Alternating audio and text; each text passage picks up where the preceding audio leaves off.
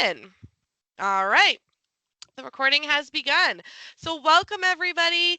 Thank you for attending our final lead session of 2025. We are so excited that you're here today. My name is Mandy Siebel. I'm with the Office of Student Involvement, and I'm thrilled to be with you all as we explore the LEADS conference topic of growing your emotional intelligence with this one root skill.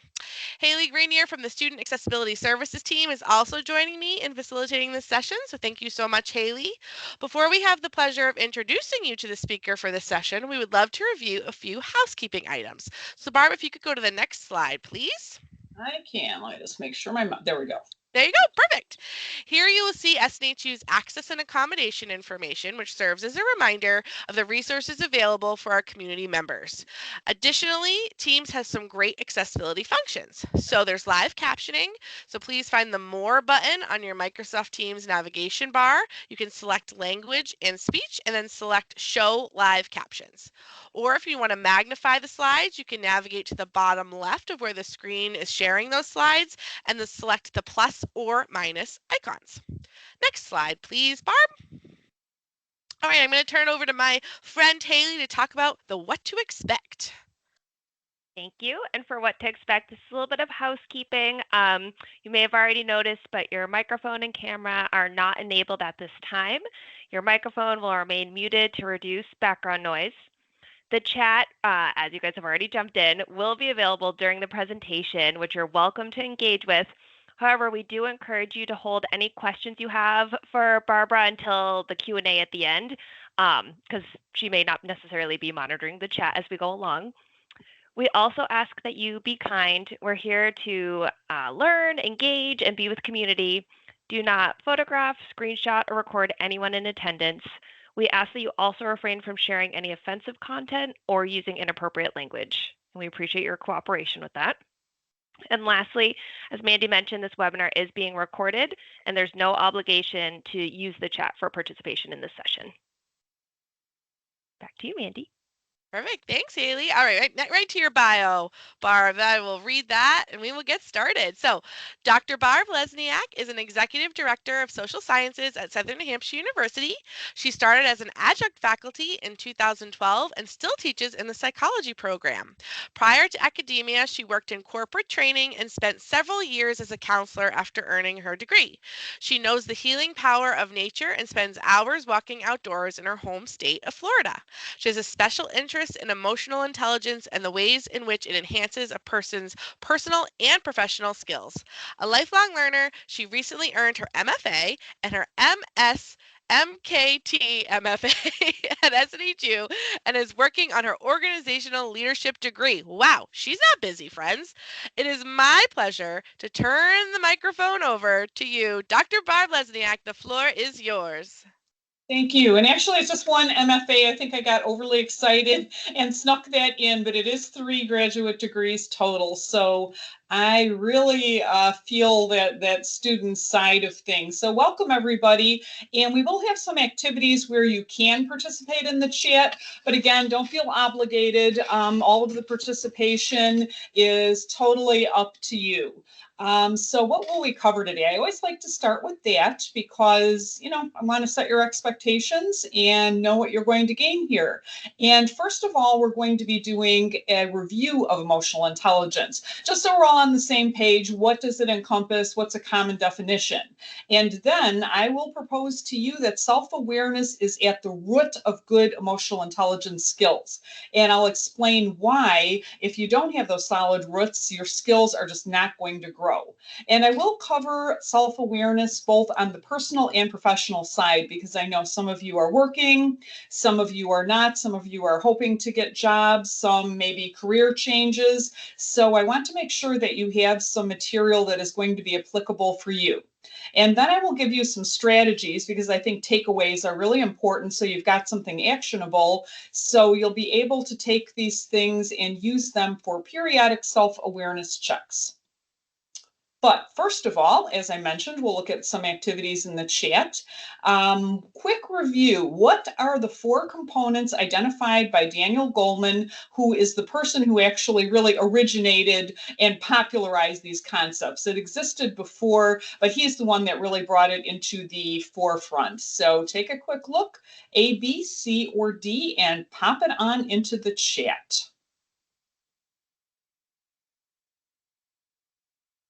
All right, we've got a D, a C.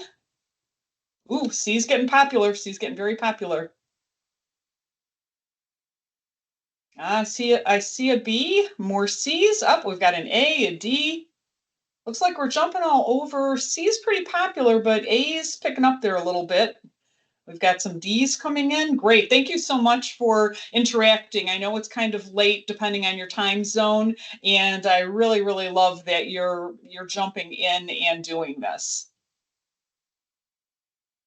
Another 8 p.m. or yes, it is 8 p.m. I am in Florida, so it is 8 p.m. for me. All right, it looks like we have some responses, and this is very tricky, but let's jump ahead. And actually, it was A, self-awareness, self-management, social awareness, relationship management, and empathy is the bonus one. I had it worked into one of the answers, and it's not actually a component that Goleman brings into the mix, but it is absolutely critical, because how can you really build those relationships with people if you can't put yourself in their place? But as a quick review, self-awareness is the ability to read your own emotions and to know your strengths and weaknesses, to really honestly know them, and most important, to recognize their impact on others. Some people don't have self-awareness. Like if anybody watches The Office, Michael Scott, he's in his own world. He thinks he's the best. He has absolutely no clue of the negative impacts that happen to all the people around him.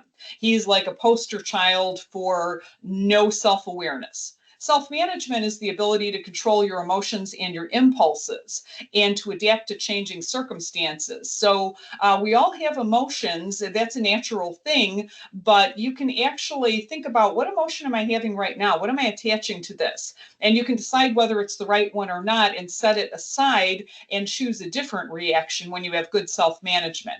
Social awareness is that ability to read the room, and that you can see how that ties right into self-awareness, because you need to have that self-awareness in order to have that knowledge, see the cues, visual cues, spoken cues, etc., and be able to see where people are really at, and then to quickly adapt if you need to change your approach based on how they're reacting. Relationship management is simply effective management of your interactions with and reactions to others. And you can see how these all tie together, because remember, you can have those reactions yourself when you're dealing with others, but you have to learn to set that aside if you want to effectively have relationships, because it may be, if you're coming on too strong with the person, they're seeing your emotion, that's putting them on the defensive, for example, in a heated conversation. So if you can set that aside and have a more neutral approach, that's going to bring them down as well and be a lot more effective. And then, as I mentioned, empathy, that ability to sense the other person's emotions and to put yourself into their place. And a lot of people don't want to do this because they say they'll think I agree with them. No, that's absolutely not the case. Empathy does not mean agreement. It just means that you get where they're coming from. You understand that. Even without agreement, you're still like, I get it though. I understand your position. I see why you're holding that. You've explained this, and I get it. Basically, I see you. So let's jump ahead to our next slide. I'm juggling screens, so if I'm looking back and forth, I promise that's why I'm doing that. And here we can see self-awareness. It is absolutely the most critical piece, because, as I mentioned, if you're not able to tell how you are actually doing in an honest way and understand your own internal feedback, and also bring in feedback from other people and make an environment where they're free to give that to you, then it's going to be very, very difficult to do the other ones, because you're not coming from that place of knowledge. You're coming from a skewed lens. You're not coming from that clear, objective lens. All right, so let's jump ahead. And we're going to do a quick quiz here. And you can put your answers into the chat if you like, and you can just put a comma, separate them, the percentage of people who believe they're self-aware, comma, the percentage of people who actually have good self-awareness. And this is based on the work of Tasha Eurich, I think I'm saying her name correctly, and she is an industrial organizational psychologist, and she does a lot of articles for like Harvard Business Review and other Harvard publications, and it's really fascinating work. And you'll actually hear the answer from her on the next slide because we will watch a quick video. And I kind of like the way I see most of you skewing with your responses there. Like I said, she'll tell you the answer, but I think most of you are really going in the right direction. We'll give that just another couple seconds, and then we'll go in and take a look at the video and get the actual answer. All right, I hope you enjoyed that video. I laugh every time I give this presentation when I think of that bank robber who thought that, I don't know, would just dazzle everybody with the disguise so much so that they would just forget everything. But yeah, that's always a fun one. And I am sure you heard the actual figures in there, so congratulations to those who got it right. But I think most of you were really kind of on the right track with that. And yes, finding a loving critic, that is so true. And we'll talk about that a little bit later in the strategies. But no matter how self-aware we try to be personally, you do need that outside perspective.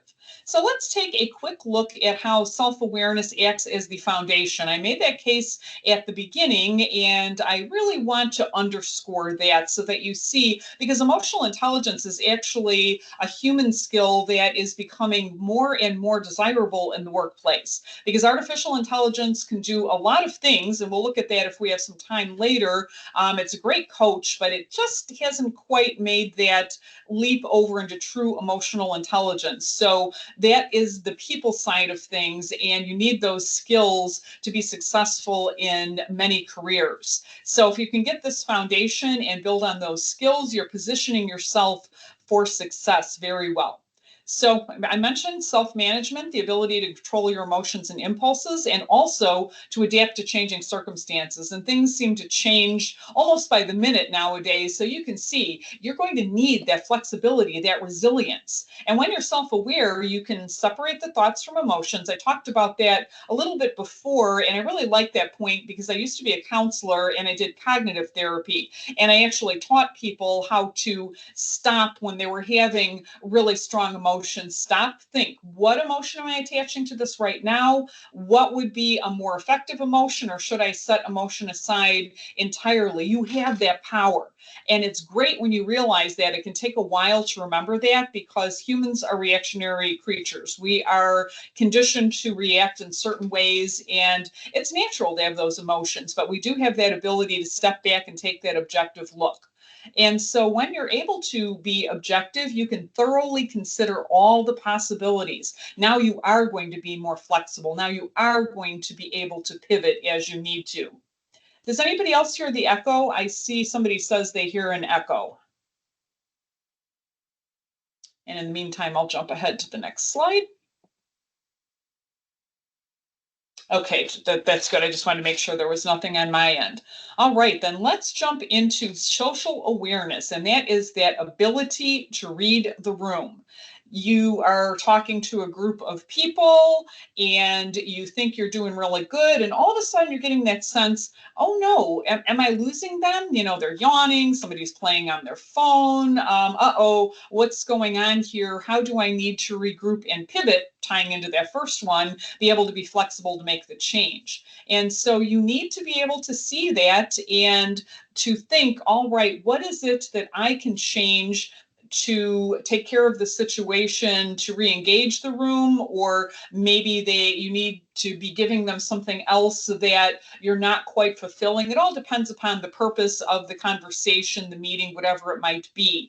But the thing that really boils down to is having that ability to tailor your approach and to be able to know when you need to redirect. Because people will actually look up to you as a leader when you're using your self-awareness and are improving those group communications and productivity. You know how sometimes you're in a meeting and it's just going off in a direction and nobody really knows what to do, and they're they're kind of afraid to speak up. So if you have the skill, the self-awareness, and you know what needs to be done, you can be the one to step up and do that redirection. It's a really great skill, and people do appreciate it. Relationship management, and that's the effective management of your interactions and reactions to others. And we can get very defensive. I'll talk later about ego, which happens to be the nemesis of self-awareness, because our ego doesn't like admitting that we may have some areas for improvement. But when you are able to do that, you're going to be able to more effectively manage your interactions and reactions to others, because you're going to have a more open mind. You're going to be objective rather than thinking, why don't they understand me? What's going on here? It's all them. No, you may be playing a part in that. And if you can acknowledge that, that is going to give you a superpower to be able to pivot things around in a positive direction. And you're also going to be able to communicate your own thoughts more effectively, and then use that to help to redirect others. We'll talk about active listening later, but you can communicate, this is what I think I'm hearing people say. This is what I think I'm seeing going on. Can people share with me what do you all see? And now again, you're taking that leadership role and you're redirecting things in a positive way. And empathy. As I mentioned, I absolutely love this one because it's not necessarily agreement, but just simply being able to sense the other person's emotions and to put yourself in their place. And this one, if you're not absolutely sure that you're picking up on the correct emotion, you can actually ask them as well. This is also part of active listening. You can say something like, if you think they're angry, but you're not sure, you can say, you seem to be having some strong emotions about that. And I understand that this is a very, very sensitive topic. Can you tell me more about that? Now you've opened the door for them to name the emotion. You've acknowledged that they're strong emotions, but now the door is open to them. And then you can build on that empathy. You're angry about that. I can understand why such a big change might spark that reaction in you. You can do something like that. So empathy is another superpower, because now you separate your viewpoint from the other person's. You're back to that objectivity. If you're not self-aware, you're not going to be able to do this because you're so focused on your own reaction and not really being sensitive to what's going on around you, that you're just not going to be able to make that leap. All right, let's jump to our next slide. And as I mentioned, I'm taking kind of a professional world view of this, but all of these concepts are also relatable in your personal life. And I think you'll see some connections with that as well. But in the professional world, creativity and teamwork are essential to every type of work, especially now where you have some places are in person, some are all remote, some are hybrid. And now you have to rely on looking at people on a little screen versus the full body language cues that you used to be able to get at one point. So building that self-awareness and then extrapolating that on to that awareness of others is really, really critical. And you have to be very open-minded and have that objective view to be able to do that. And if you're able to do that, you can bring more voices into the mix, and multiple voices are going to lead to more diversity in the end product when you're at work. When you've got that team, you're making sure that everybody gets to contribute. It's going to be much better, and you may learn something yourself because somebody may suggest an approach that you did not think of. And in the actual world, this can really help with conversations in a very difficult time where people are very polarized. So if you approach it from not me versus them, I don't agree with their viewpoint, they don't agree with mine, I don't want to hear it, you can approach it from, I'm interested in listening to those other voices. I may not agree with what they say, but now at least I have an understanding of why. Why did they have that position? Doesn't mean I agree with it, but now I am a more fully equipped person. I have more awareness. Knowing where that viewpoint is coming from can help me in other conversations and in navigating difficult situations that may come up. And communication skills and good relationships support buy-in from others, because when you're modeling good communication, when you're the one who's not giving into emotion, when you're the one who's being that objective voice in the room, when you're the one who is acknowledging others and showing that you really do feel their position, and empathy is not really something that you can fake. That's got to be coming from a really genuine place. People pick up on that. They are going to buy into what you're saying and helping out with whatever it might be, the discussion is surrounding at work on a project or something like that. And that's going to build your reputation as well, because communication is critical, 100%. And I'm looking a little bit at the chat here, and yeah, confidence can be a challenging thing, but one nice thing is when you realize how much control you actually have when you stop and take a minute to look at why you're reacting in a certain way, that can really build your confidence. Remember, you don't have to rush into things. Scammers use things like scaring people. You have to take action now or you're going to lose all your money, or you have to claim this prize right now and send me this money to do it. And they want to get you react. When anybody's trying to get you to react like that, that's when you say, I'm going to step back and I'm going to think about this. In conversations with others, it's perfectly okay to say, I feel like things are getting a little maybe heated now. Why don't we all just take a couple minutes to reflect on this? It is okay to ask for that time. So absolutely give yourself permission to do that. All right, let's jump ahead. And let's talk about ego versus self-awareness. This is a really big one because our ego is there to kind of give us that confidence and help us navigate the world and, not be fearful about everything. But it also gets in the way of self-awareness because it kind of leads us to surround ourselves with other people who agree. And, like I always think back to, if anybody watched the old South Park episodes, there's an episode where some of the kids are on social media and they have people who are culling all of the bad comments and only letting them see the good comments because they don't want to feel bad about themselves. And unfortunately, sometimes those bad comments, social media is a whole another game, but just in general, when somebody is giving you feedback, rather than get defensive about it, think, are they actually helping me out here? Because they are calling out something that I need to pay attention to. And they may not phrase it in the best way, but set aside their phrasing and think, what is the lesson here? I don't have to get emotional about this. I can just take a lesson from it. And maybe there isn't a lesson. Maybe you've built your self-awareness enough to know, no, really, that isn't valid. And then you move on from there. And also, our ego helps us with enhancing confirmation bias. In other words, looking for the people who do agree with us, surrounding ourselves with those people. And algorithms like to do that on social media.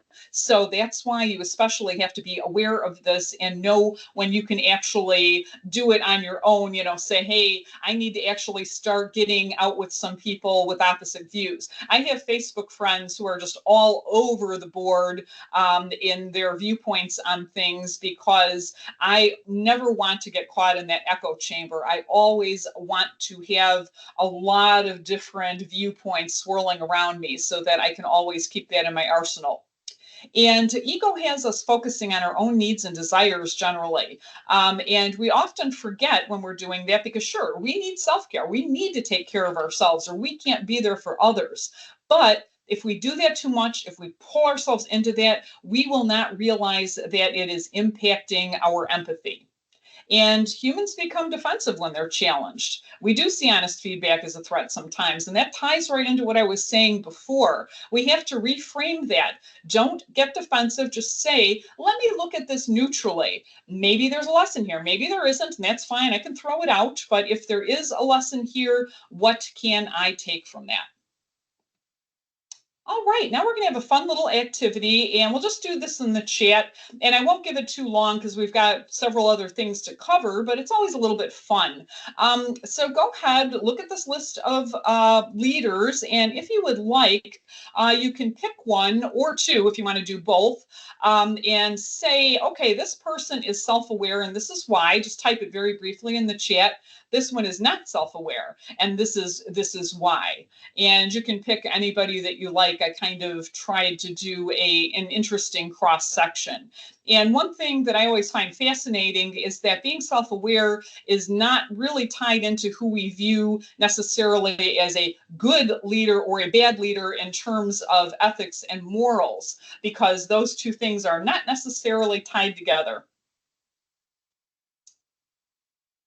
Oh, those are two good self-aware examples. And yes, Anakin, I always think of the Saturday Night Live skit where Anakin does the undercover boss, and it totally showcases his unself-awareness because he thinks all of his workers love him and he has no idea of what's going on at all. Oh, that's so funny. Look it up if you haven't seen that one. Mr. Burns, not self-aware. I always think of the episode where people are booing him and Smithers is saying, oh no, they're saying boo earns, and he totally believes it. And I see some trends here too in terms of the people who are self-aware and not. Elphaba, yes. And it will be interesting to see in the next piece of Wicked. I've seen the play, so I know how that will play out, but to see her really coming into her own as a character, I'm looking forward to seeing what the movie does with that. Oh, these are great. Thank you so much for adding these too. I love to see everybody's choices, and I'm seeing some definite trends. Yes, Picard is absolutely self-aware, total control. He's actually emotional intelligence in general personified. Skywalker, maybe not aware, yes. Yes, an Elphaba. Yes, actually, that's a good point too, because she kind of didn't start out with that, and that because she, with her background in the family, she didn't have the confidence and everything. And you see her coming into her own and building that self-awareness in that first half of the movie. And that's a good point too of unaware, or some people, they're self-aware and they just don't care about anybody's opinion, and that can be fine, except if you are trying to navigate a career or navigate in the world. You have to be prepared to deal with the consequences if you make that choice. And no, it's not bad at all, Danielle. I tried to think of a good cross section, but it's always a challenge to throw in enough people so that everybody will know somebody at least. These are great responses. All right, I'm gonna move ahead just in the interests of time, but thank you so much for all of this interaction. I'm really loving it.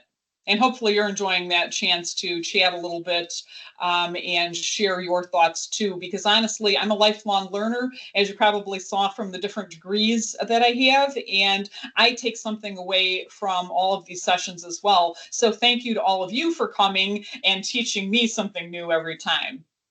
All right, let's see, let me jump ahead, oops.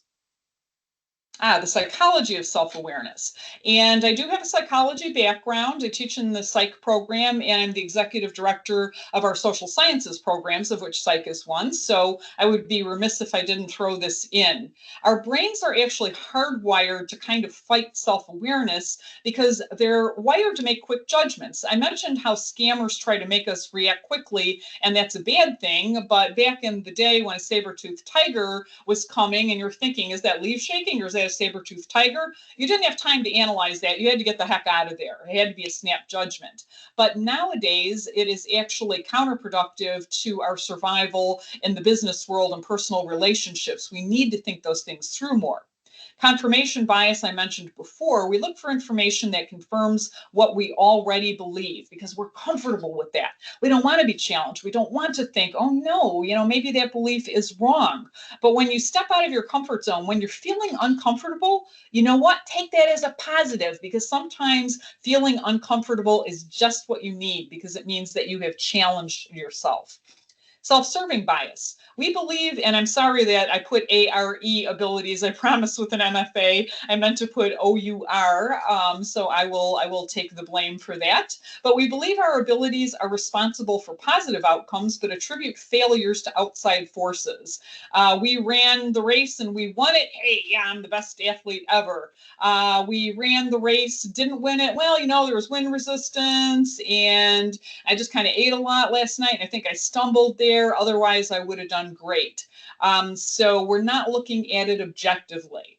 And remember, we've hit that point a lot. When you have that objective viewpoint, that's where self-awareness comes in.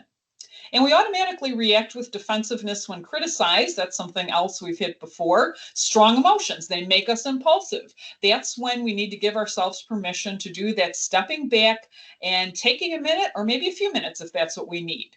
And the final one is that our viewpoint is limited by our own life experience. That's why it's critical to get the opinions of others. We can try to be objective, but if we just haven't experienced something, others may have insights based on their life experience that they can share with us and then add to our own arsenal of knowledge. All right, let's jump ahead and we're going to talk about active listening. But first, I would like to put it out there. What does it mean to you? In the chat, you can say how you would define it or what are the components of active listening? What do you think those components are? Some of you may be familiar with this. Some it may be a newer concept, but it is something that as you're typing in, I'll just share a little anecdote. When I was in school to become a counselor, they taught us Rogerian therapy, which pretty much is letting the client talk and just saying things like, tell me more about that. Yeah, I see. And giving no other feedback and only saying that very sparingly. And that was just one type of the therapy that we learned. But I thought, oh my God, that's just going to be so awkward when we have to do that. I can't imagine that that would work. Well, you know what? It was crazy because people have the knowledge inside of themselves, and giving them that space to actually talk it out without kind of pushing them in one direction or the other. It was something, and obviously not effective with all problems, but a lot of people just kind of come to counseling to get some clarity, and they have that clarity within themselves, and you're just kind of helping them see that. All right, I'm going to the chat now. Oh, look at all these components. You guys are great. I love this. Yes, yes. And particularly the parts about listening and giving that full attention, because actively listening to somebody means not preparing yourself for what you're going to say, but fully being there and being present to hear what they are saying. And so let's jump ahead here really quick. All right, and here are those main components, and I think you have covered pretty much all of these. I'll tell you a little bit more about how you can actually implement them. As I mentioned, it's giving your full attention. You want to be listening to understand. It's human nature to be sitting there and thinking, oh my God, what am I going to say? You know, I'm preparing my response. I have to be ready to do that. Well, you can't do that and listen actively. You have to give that attention. And the great thing about active listening is that final bullet kind of forces you to do that, because when you're doing it, you reflect what the other person said and ask for confirmation. And you're probably not going to reflect it very well if you do not truly hear what they say. And you can ask open-ended questions. You don't have to be totally silent, because there may be something in the conversation that you need to know a little more about. So rather than asking a question that might imply judgment, just simply say, can you tell me a little more about that? Can you dive into that a little more deeply? You know, something like that. That's not judgmental at all. Do not give them advice. Do not suggest solutions. That's not to say that you never do that, but that comes later. Each person needs to be heard. And then once that happens, now you've got an arsenal for your self-awareness and for the rest of your emotional intelligence skills. You're going to be able to read the room because you're reading the person. They've shared with you their position. You're going to be able to manage the relationship because now they are glad that you listen to them actively, and they will hopefully give you the same courtesy. And you can set these forward as rules at the beginning of a conversation if you'd like to do that. And that way, if you listen actively and then you are talking and the other person starts to interrupt, you can say, hey, remember those, got the slide. Okay, great. And you can always say, you know, remember those rules? Can we go back to that? Because I did use them when you were talking, and you did agree that you would when I was talking. So let's go back to that and use it as a neutral touchstone. And it can be a very, very powerful thing. All right, quick survey here then.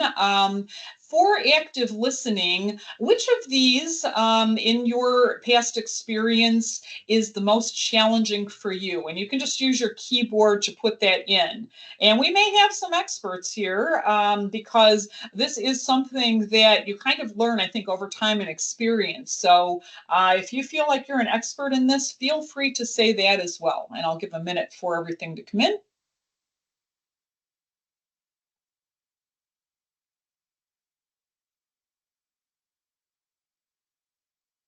All right, let's see what trends we have here.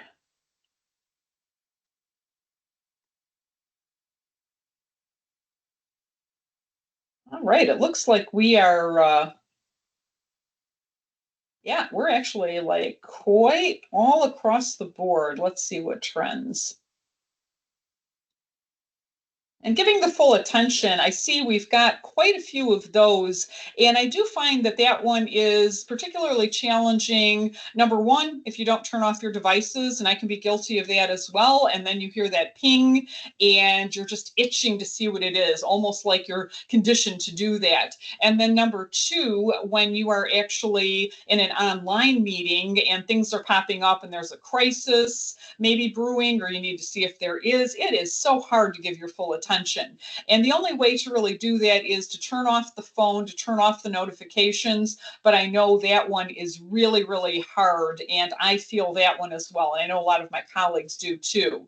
And the listening to understand, not respond, I saw that a little bit, and that's one you can condition yourself to do. Because if you listen and do your reflection and your reflection's way off, you're going to remember to do it the next time because you're going to think, oh, geez, I sounded kind of silly there, when I was just so off base in what I reflected.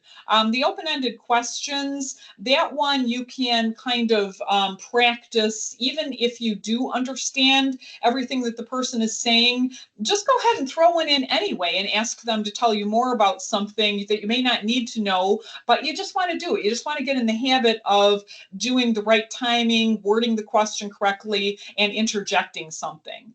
And do not judge, give advice, or suggest solutions.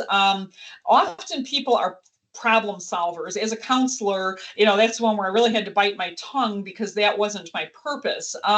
Judging is something that can be natural, but I think in terms of this, it's more don't let them see your judgment because we're human. We all have opinions about things, but just put that aside. Again, that objectivity has come up many times. That comes up here. That is a very, very important piece of all of this. All right, and I think we will have time to do this demo. Has anybody ever used ChatGPT or another chatbot as kind of a coach or a thought partner? And in the meantime, I'm going to stop sharing and I'm going to show you something really quickly. Okay, we've got some no's, some yeses, some with the therapist extensively. I love this. I love this. It's good to see some yeses. And for those who have a no, I'm just going to switch screens around and we're going to do a very, very quick demo. And I will be using Copilot because that's in the SNHU ecosystem, but it is based on ChatGPT actually. So let me just get Copilot in there one sec. And then I'll share my screen again.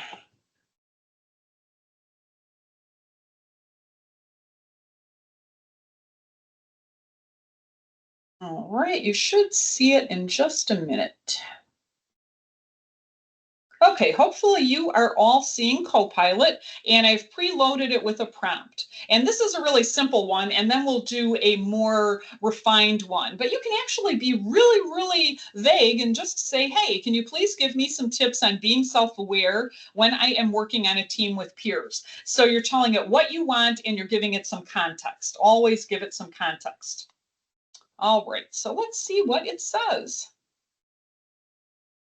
And it loves its numbered or bulleted lists, but it's given a really good one here. And then it actually asks, how do you currently approach self-awareness in your team? So if you want to talk through with it, it can actually have a conversation, or you can say, I'm not sure, can you tell me more about active listening, something like that. But let me put in another prompt rather than doing that in the interest of time.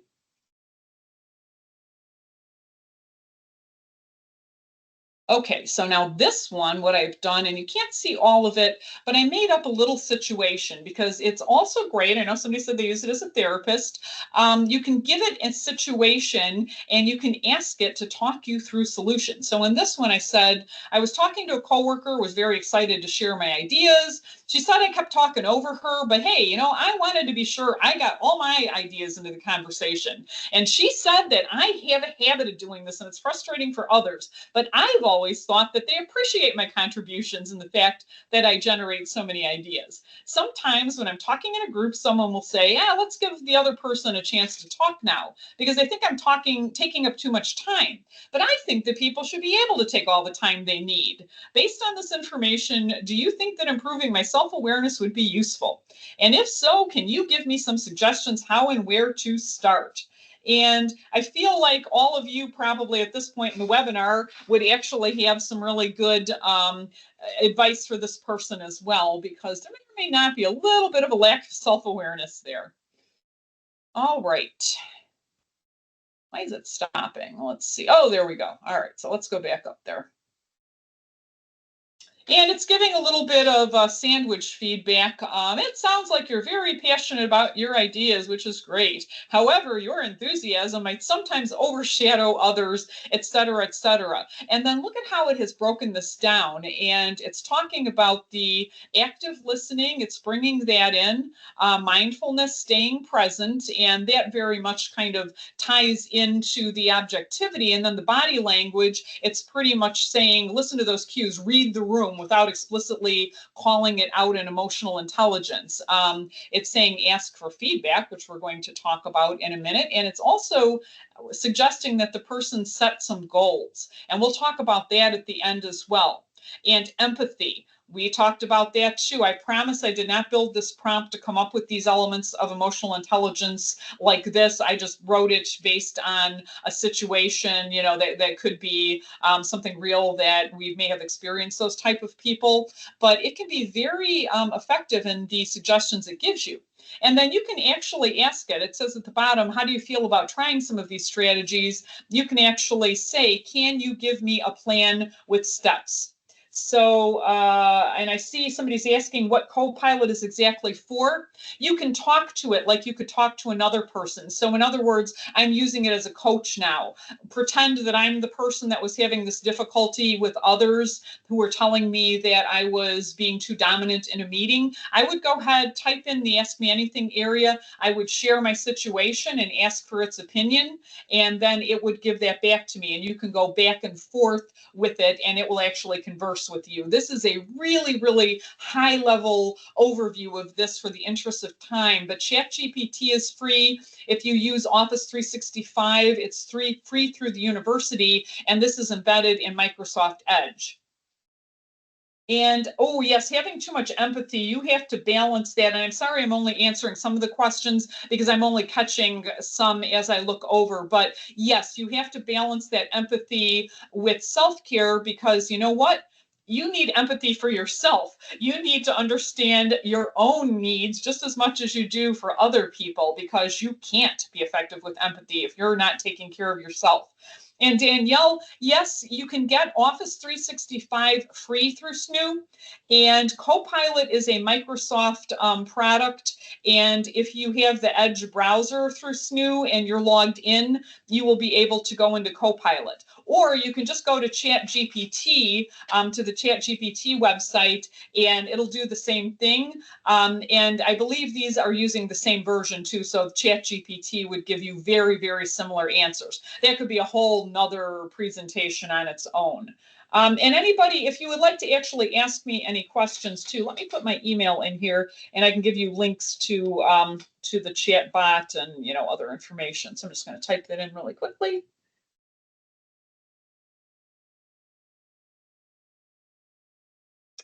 All right, so that's my email address. I'm going to stop sharing for just one quick minute and bring back the PowerPoint.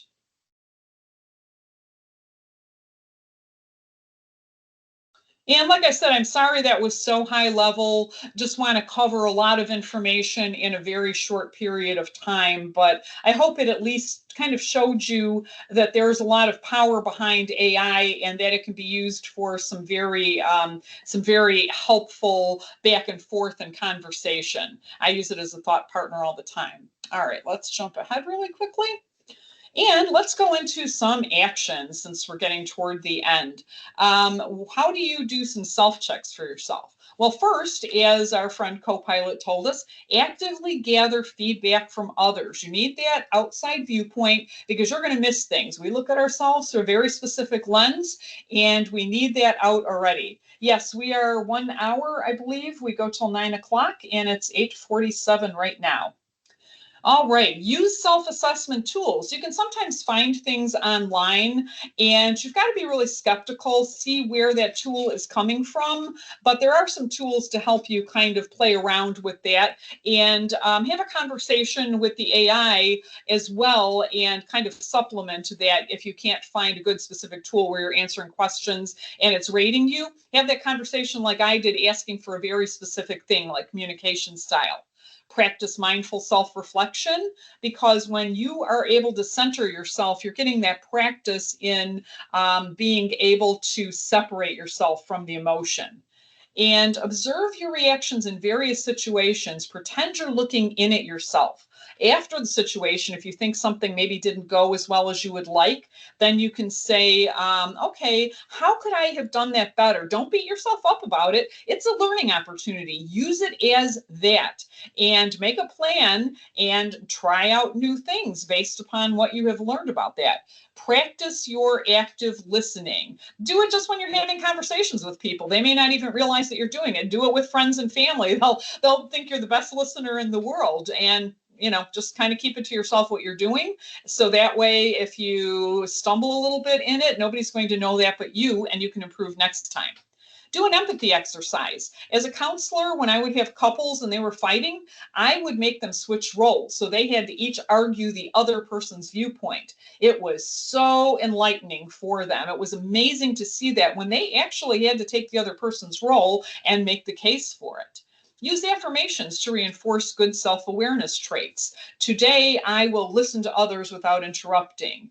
Today, I will set my emotions aside. Just write whatever is best for you. Make those affirmations very, very specific to you. And when you do things well, go ahead, write an affirmation around that too. I am an empathic person. I show empathy to others. Whatever it is that's going to work for you, write some good ones. And journal about your daily experiences and reactions. And AI not only will coach you, but you can say, hey, why don't you give me some suggestions on journal prompts? I'm working on my self-awareness. What are some prompts? And it'll, it'll spit some out for you. And self-care, and that ties back to the chat. Yes, you have to have compassion for yourself, because otherwise that empathy, if you've got too much empathy for others, you're not taking care of yourself, it's just not going to work. Make self-care non-negotiable. Have those safe people that you can vent to, the ones where you can let all that emotion out, where you're not having that work conversation. It's somebody that you can just have a good gripe session with.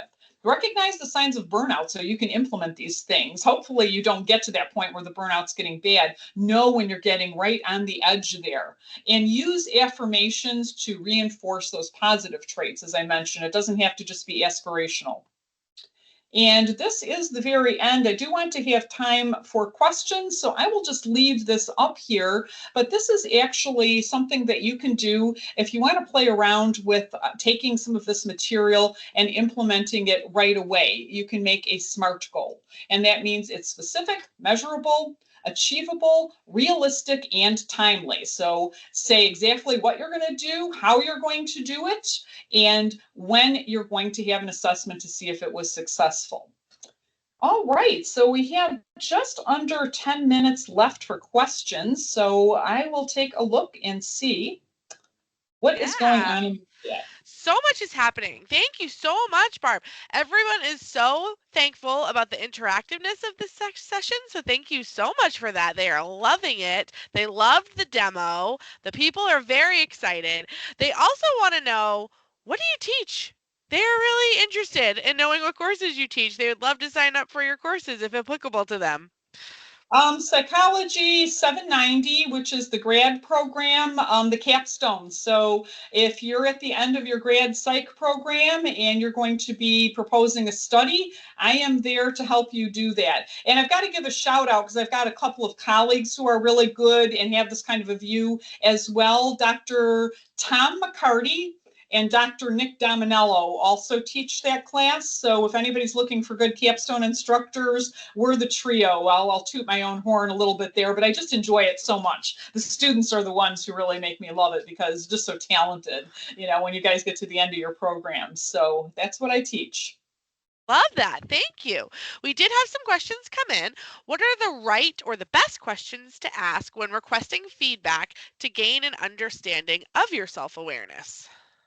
Well, what you want to do is be very specific with the other person, first of all, so that they know like where to pinpoint that, not just, hey, how good am I at dealing with other people, but do you think I listen well to, or I don't even like a yes or a no. How could I improve listening to others? And do you think I do anything well with that? And the second piece is in the buildup before you even ask those questions, build trust with other people so they know that they can be honest with you. We were talking about Mr. Burns before. Nobody's honest with him. Smithers always says what he wants him to see because he's scared he's going to go in the trapdoor. So the more you build that trust with people, then the more you can go to them and ask, hey, can you give me some pointers for improving? Fill in the very specific blank that you need that feedback on.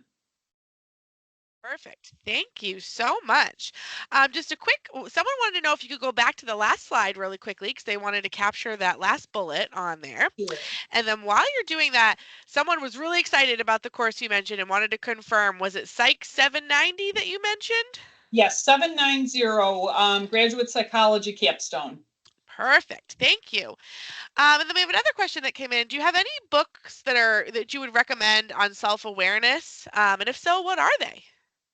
Ooh, is that something we can send later? Because I do, but I don't have it handy. Sure. But I can absolutely make suggestions for some good books on self-awareness. And there's some good videos as well. I can share some other video suggestions. Perfect. That sounds great. Thank you so much. From Pam, can self-awareness be compared to imposter syndrome? Oh, I love that question because I actually do a presentation on imposter syndrome as well. And it's very interesting because, yes, when imposter syndrome is sort of a form of reduced self-awareness, but we impose it on ourselves. It's not being self-aware just because you're not, but because of a lot of factors that play into people feeling like they're not. For those who aren't aware of what imposter syndrome is, it's like you get to a certain level, like, maybe in your job, and you think, how the heck did I get to be the manager? People are going to find out that I'm totally incompetent at this. Oh my goodness, people are going to find this out, and you don't have that confidence in your own abilities. And so it's a very specific not non-self-awareness, because the others around you wouldn't have gotten to that point if they didn't believe in you. So it's something that you impose upon yourself. But maybe I'll put in for that topic for the next leads and adapt my presentation on that, because that's a whole presentation on its own. Love that. We love it. We love another leads submission from Dr. Barb. What is the best way to not quickly react that works best for you? That is training yourself, because as I mentioned, it's our natural bent to react really quickly. And what you can do, this is a counseling trick, but it can work for that as well. If you kind of feel that you're building up that reaction, have a cue that you do, like tap yourself on the hand, or like, I've got a watch band, I would flick it or something, or have a stop sign, picture a stop sign in your mind, and condition yourself when you start to feel that anxiety and that reaction. Use that cue. It has to be something meaningful to you that is reminding you to put on the pause. And the more and more you do that, the more you're going to condition yourself to be able to just have that pop up automatically when you're getting to that point. Awesome. Thank you. We have time for a couple more questions. So I got at least two here. How does understanding your emotions and triggers enhance your ability to communicate effectively with others? Oh, there's so many ways that does that, because it does that when you know what, like, where your emotions are playing in. It ties into that objectivity, because if you're talking to others and communicating with them based on your emotions, then it's going to kind of be like, it's like muddied water, where you stir up the mud in the water. When you set that aside, it settles, and there's a lot more clarity, and people will pick up on that emotion too. So they may not, they may get defensive, they may not take you seriously. There's a lot of different things depending on the emotion that you're displaying. People truly will take a person more seriously if you're saying it in a very, I am confident in this, not like, oh yeah, really mad and upset. So it will make you a better communicator. They'll take you more seriously, they'll listen to you more, and you'll be able to actually express yourself with more carefully chosen words. So you're not going to trigger their defensiveness. You're not going to trigger those other things that may actually put up their defenses and muddy their own emotions. Awesome. And we're going to end it with this fun question. What is your favorite book of all time? Oh, there's so many. There are so many. I love Ray Bradbury, the author. So let me think. Actually, it would be The October Country. This is really obscure, I know. It's a book of short stories. But when I was an aspiring writer, I actually wrote to him, and he wrote back to me. And he like drew all over the envelope and everything. It was so cool. I still have that because he's long since passed away. So I think that kind of colors my view. But yes, I love his short stories. Love. Thank you so much for sharing. I mean, with that, believe it or not, it is officially at the end of the Leads conference. I can't believe it. It feels like it's gone so quickly. But this Leads session has officially come to an end. Thank you so much to Haley and to our wonderful presenter, Dr. Barb Lesniak. And thank you to all of you for attending and participating in this Leads session and the Leads 2025 conference. We've had so much fun with you over the last 2 days and hope that you feel invigorated and inspired to grow. Please watch your emails for that feedback survey for a chance to win limited edition Leads 2025 swag. And if you missed any sessions, the recordings will also be available on our YouTube playlist in the next few days. Please see the chat for some helpful reminders and links. And thank you to you all for making this a very, very memorable and successful Leads 2025 conference. Snaps to you all, and thank you so much again, Dr. Barb and Haley. Thank you all. Thanks everybody for coming. It was a pleasure to have you in my session. Thanks, everyone.